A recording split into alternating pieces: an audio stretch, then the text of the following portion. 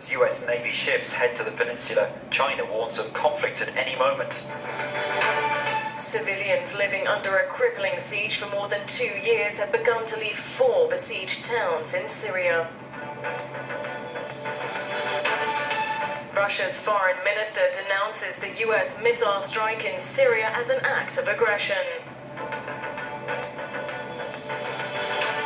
Polls suggest a narrow majority of Turks will back President Erdogan's bid for new powers in Sunday's referendum.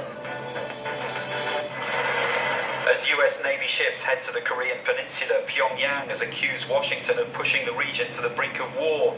The North Korean Foreign Ministry said the US was bringing huge nuclear strategic assets to the area. Tension is rising amid concerns the North may conduct a 6th nuclear weapons test in defiance of the UN. Trump says it's North Korea which makes things complicated, but it's the other way round. It's not the Democratic Republic of North Korea, but the US. A nuclear test is something that our Supreme Headquarters decides on.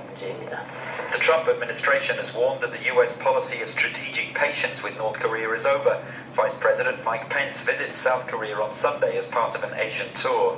Obviously, we're concerned about North Korea's pursuit of nuclear weapons and the ability to deliver those nuclear weapons in the region and even to the United States, and that continues to be a major concern or a primary concern. The time for action is now, and by that we need to look at ways to put increased pressure on North Korea.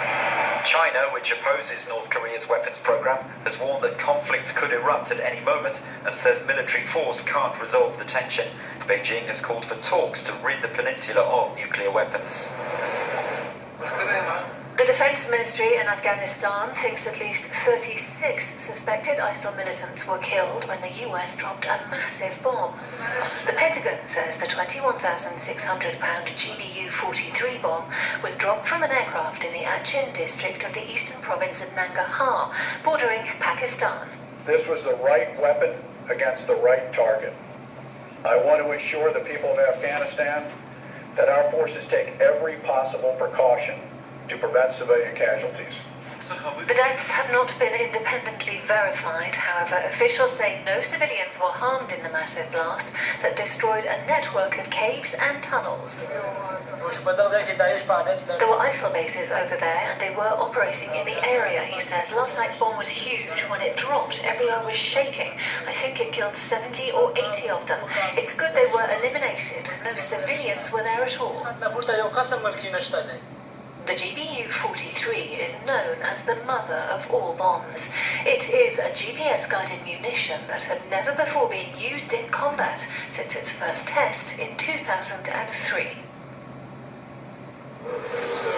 Russia has once again denounced what it called an act of aggression after the US missile strike on a Syrian airbase in retaliation to a reported use of chemical weapons in Khan Sheikhoun. Foreign Minister Sergei Lavrov made the remarks alongside his Iranian and Syrian counterparts at three-way talks on resolving the conflict in Moscow.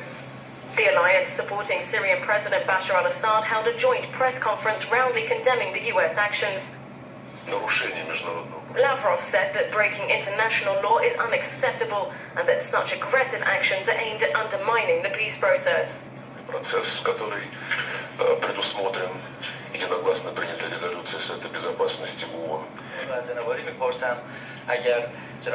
Russia called for an extensive and independent inquiry, a position echoed by the Syrian foreign minister. The question is knowing why the US would fear an investigation committee. Why did they commit this act of aggression even before a committee of inquiry was established? Do they want to reduce international relations to the law of the jungle?